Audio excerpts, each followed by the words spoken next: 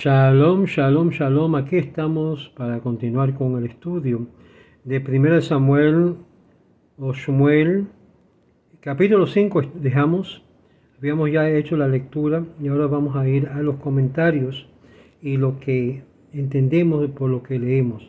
Los Pelishtim habían tomado el arca de Dios y habían llevado de Eben Haezer a Ashdod, y tomaron los Pelishtim el arca de Dios, la que trajeron, como leímos, le trajeron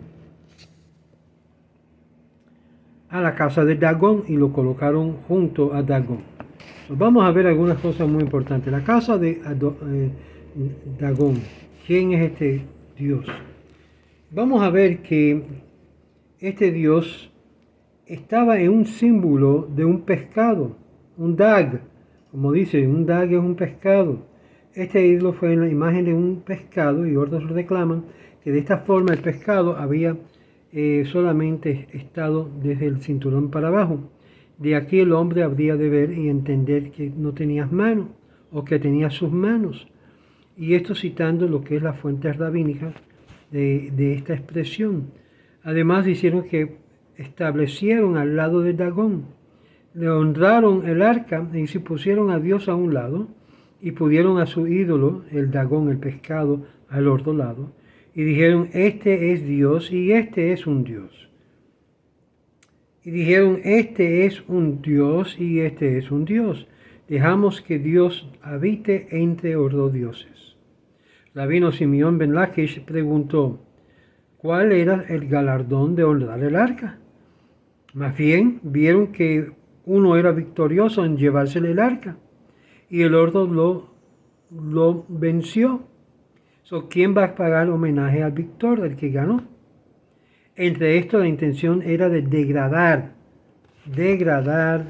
el arca de Dios, y la diferencia entre el rabino Yohanan y el rabino Shimon ben Lakish puede decir que la cuestión era si los hijos de Noé estaban prohibidos de adorar el Todopoderoso en conjunción con otra entidad. Y aquí jura en esta manera, según Talmud Sanhedrin 63b, que el rabino Yohanan era la opinión que la combinación estaba prohibido, y por lo tanto, siendo que los filistinos, que este es Dios y este es Dios, estaba combinando el Todopoderoso con Dagón, muy parecido a una religión que combina al eterno Dios y Chucho como Dios. Y aquí vemos la combinación del Todopoderoso con Dagón, que servía el merecido castigo. El rabino Shimon ben Lakish, sin embargo, dice y mantiene que los hijos de Noé no están prohibidos en combinar el Todopoderoso con otros poderes. Es decir, un Benei Noach puede, lo que se llama Shituf, tener mediadores entre ellos y el Creador, algo parecido a lo que ocurrió aquí. Pero por lo tanto no era merecedor de un castigo de este acto. Esto lleva al rabino Shimon ben Lakish a concluir que los filistinos en sí estaban bajo la impresión que estaban degradando al arca de Dios, deshonrando al eterno Dios. Y es por eso que vamos a leer en el verso 3 lo que sucede. No te preocupes en tratar de defender al eterno Dios, Dios se defiende a sí mismo. Mas cuando madrugaron los Ashdodim al día siguiente, he aquí Dagón caído a la tierra delante de él y delante del arca de Dios. Y entonces tomaron Dagón y volvieron a su lugar, lo pusieron de nuevo a su lugar. Claramente encontraron al pescado en la cara, en la tierra. Algo claramente indicativo que no era permitido. El Malbim explica esto como que el pasuk no dice lo levantaron, sino que lo volvieron. Significa que la estatua estaba caída fuera de su lugar. Y esto era una señal, demostraba la fuerza del Eterno, pero los Pelishtim, que no lo tomaron en cuenta, lo levantaron de nuevo. Por lo tanto, Dagón había caído al piso y no estaba parado. Más bien, tuvieron que ponerlo de nuevo a su lado, y era imposible que Dagón había caído por casualidad. no era casualidad en esa posición. Obviamente, la visitación divina vino sobre la deidad de los palestinos. Y aquí para mostrar que Dagón tuvo que postrarse ante del Todopoderoso. Y los filistinos, sin embargo, no tomaron esta lección, sino removieron el arca y lo reemplazaron en su lugar por Dagón, este ídolo. ¿Cómo lo interpretaron? No, es que Dagón es el dios del arca. Es la encarnación misma del dios del arca. ¿Cómo nosotros hemos oído esto antes? La historia se repite, amigos. Nada es nuevo debajo del sol. Y es aquí donde nos dice claramente que lo trataron de reemplazar el arca. Y dice, y acostado en el piso, en la entrada similarmente, es aquí que los filistinos vieron que lo que es la cara del pescado estaba contra el piso. Esto es algo increíble. Askupá, que significa en hebreo, hacia lo que es el piso de lanzamiento, como Palestina hicieron como omiso a las señales que el Eterno estaba castigó en su cuerpo propio del mismo mal que habían hecho. Y dice aquí que aún la tronca del árbol, de la parte del pescado, se mantuvo de parte, pero esto demostró que la parte superior del pescado había sido severado, cortado, no solamente la cabeza, sino las palmas de sus manos, en la cual fue forzado a rendirse hasta la parte de arriba. Las dos palmas de las manos fueron cortados del pescado o de este ídolo llamado Dagón. Y dice el verso 5.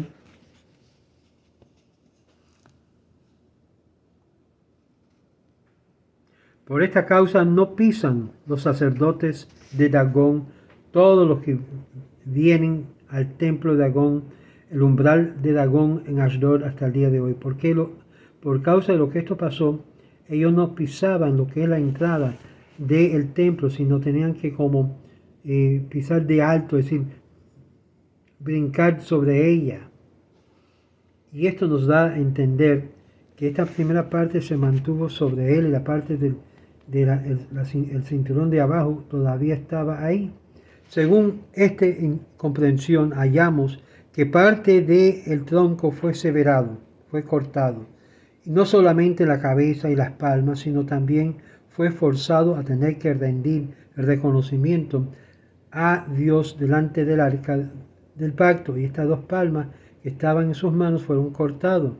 Y esto para no pisotear la entrada de Dagón del templo. La presencia de las partes severadas fue supuestamente santificada ante de ellos, ante los adoradores de Dagón. Ahora vemos que Dagón se multiplica en partes, la mano, el pie, debajo del cinturón, y todo esto con el fin de no pisotear sobre ellos. Los rabinos de Israel tomaron esta obra para mostrar la grandeza del respeto que tenían los ídolos que los gentiles. Cuando los filistinos no pisotearon sobre la entrada de Dagón por temor de profanarlo, fue hecho en una posición de un acto de adoración, mientras que Israel se saltaba sobre ellos como una ritual de adoración a los ídolos. Esto es lo que menciona en Sofonías, capítulo 1, verso 9, y en el texto masadérico, capítulo 11, verso 5. Verso 6 nos dice que pasó después. Y se agravó la mano del Eterno sobre los Ashdodim, y los asoló y hirió ellos con hemorroides a la gente de Ashdod y de sus confines. ¿Por qué una enfermedad que afecta a la parte anal? ¿Por qué la inflamación de hemorroides a esta gente que Dios lo castigó con esto? Es muy interesante que aquí dice que lo expuso. La expresión aquí en hebreo es Vayeshimemem, una expresión de desolación, de shamá o de shamama, la cual es una expresión de lo que es hemorroides. La forma que está escrito en hebreo es apolim, que significa la oscuridad más profundo. Lo tocó cuando ocurrió en el anus mismo, de punto de vista. El keri es tejorim, un tipo de ratón en la cual se semeja como algo que está hinchado, o se semeja de algo hinchado, es decir, que sus anos parecían como ratones hinchados. Esta fue la plaga que le cayó encima. Por eso se llama hemorroides, porque se hincha como las ratas. Increíble. Sin embargo, la explicación de Tejorim se refiere a la mesentería larga intestinal que pegó con ella una plaga en el rectum, como las ratas sería entrado por la parte rectal. Con su permiso.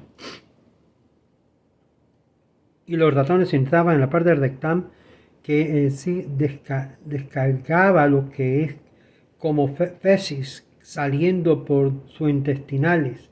Estaban por dedo interno. Rashi dice esto del pasaje del capítulo 10, verso 4. El Midrash elabora que estos ratoncitos aún penetraban en las recámaras de las cazuelas con el fin de entrar a los intestinos. No eran ratas, eran lo que se llama maíz, que son más chiquiticos que las ratas. Son ratoncitos chiquiticos que entraban en la parte intestinal y que causaba todo tipo de molestia, incluyendo lo que es la inflamación de esa área. Verso 8. Esto era terrible. Todo por un pescado. Un pescado que le trajo su propia derrota. Y esto nos enseña a nosotros que aunque los rabinos han enseñado que está permitido para los gentiles tener lo que es mediadores, sin embargo esto nos enseña totalmente lo opuesto a esto. Totalmente lo opuesto. Verso 8.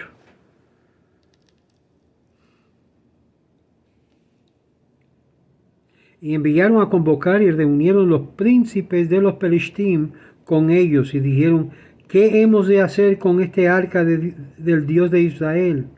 Y le respondieron: a Gat sea pasada el arca de Dios de Israel. Y pasaron a Gat el arca de Dios de Israel.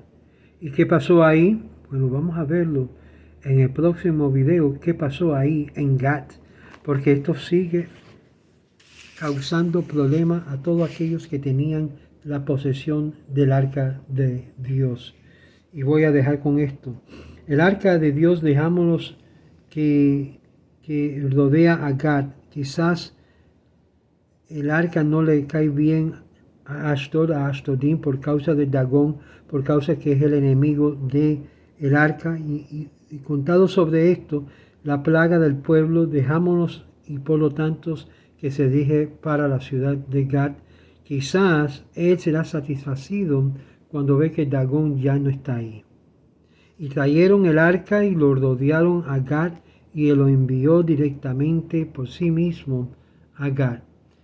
Quieren deshacer de lo que es la presencia de Dios de su lugar, porque solamente causaba todo tipo de males, no bienes. Y en el próximo video vamos a ver los siguientes versículos que sigue el verso 8, que cuando aconteció que hubieran pasado, y fue la mano del Eterno en la ciudad, haciendo gran desolación y hiriendo a la gente de la ciudad con la misma castigo, hemorroides, la misma forma. Imagínense ser castigado por hemorroides. Fatal. Esto no era cualquier tipo de hemorroides. Era algo que fue dado de mano divina al pueblo. Bueno, aquí te dejamos en el día de hoy, el verso 8. Y recuérdase, sea parte de los caminos de Israel. Contribuye lo que puedes y el Eterno le va a bendecir en el día de hoy. Recuérdase de siempre proferir con su boca: yo bendigo al pueblo de Israel con toda mi entraña, con todo mi interior. Bendigo al pueblo de Israel. Dios bendiga al pueblo de Israel que es ya bendecido. Shalom, shalom a cada uno de ustedes.